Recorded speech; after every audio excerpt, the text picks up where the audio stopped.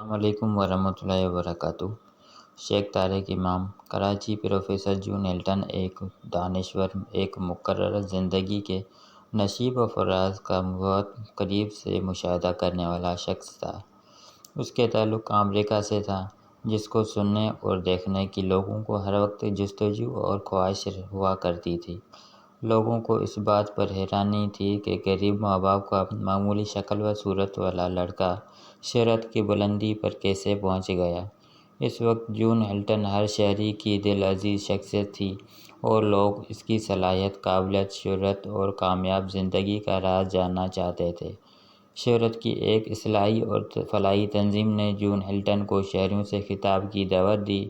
خطاب کے بینرز اور پوسٹرز شہر کی گلیوں، شاپنگ مال، بس اسٹاپ اور دکانوں پر آویزاں کر دیے۔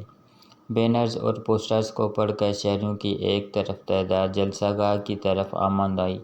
لوگوں کا اتنا ہجوم تھا کہ پاؤں رکھنے تک کی جگہ نہیں۔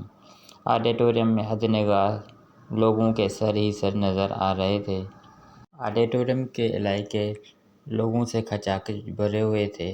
لوگوں کے ہجوم کو مدنظر رکھتے ہوئے انتظامیہ نے حکومت وقت کی مدد سے جون ہلٹن کو ہیلی کاپٹر کے ذریعے آڈیٹوریم کی چھت پر اتارنے کا فیصلہ کیا، تاکہ سیڑھیوں کے ذریعے ہال تک آنے میں جون ہلٹن کو کوئی دشواری نہ ہو۔ آخر جون ہلٹن ہال میں موجود اسٹیج پر پہنچ گئے۔ اسٹیج پر کونے میں ایک میز رکھی ہوئی تھی۔ جون ہلٹن میز کو اسٹیج کے بالکل سامنے لے آئے تاکہ تمام لوگوں کو میز نظر آ سکے۔ میز پر ایک کرسٹل کی بال رکھی ہوئی تھی۔ ہال لوگوں سے کھچا کھچ بھرا ہوا تھا۔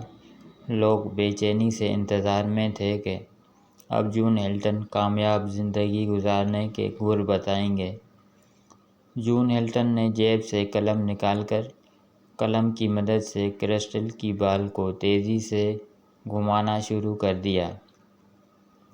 15 منٹ کے بعد جون ہلٹن نے سر اٹھا کر لوگوں کی طرف دیکھا تو لوگ جا رہے تھے۔ یہ دیکھ کر ہال خالی ہو رہا ہے۔ جون ہلٹن نے بال کو اور تیزی سے گھمانا شروع کر دیا۔ لوگوں کا خیال تھا کہ جون ہلٹن اب بوڑھا ہو گیا ہے اور اس میں اب بولنے کی صلاحیت نہیں رہی۔ جون اب محض وقت ضائع کر رہے ہیں۔ جون ہلٹن نے 15 منٹ کے بعد سر اٹھا کر ہال کی طرف دیکھا۔ ہال کافی حد تک خالی ہو چکا تھا۔ ہال میں صرف اتنے لوگ رہ گئے تھے کہ ان کو انگلیوں پر آسانی سے گنا جا سکتا تھا۔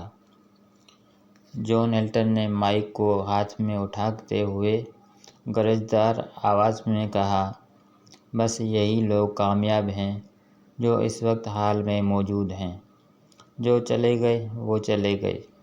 یہ کہتے ہوئے جون ہلٹن اسٹیج سے نیچے اتر کر آڈیٹوریم کی چھت پر موجود ہیلی کاپٹر میں بیٹھ کر روانہ ہو گئے۔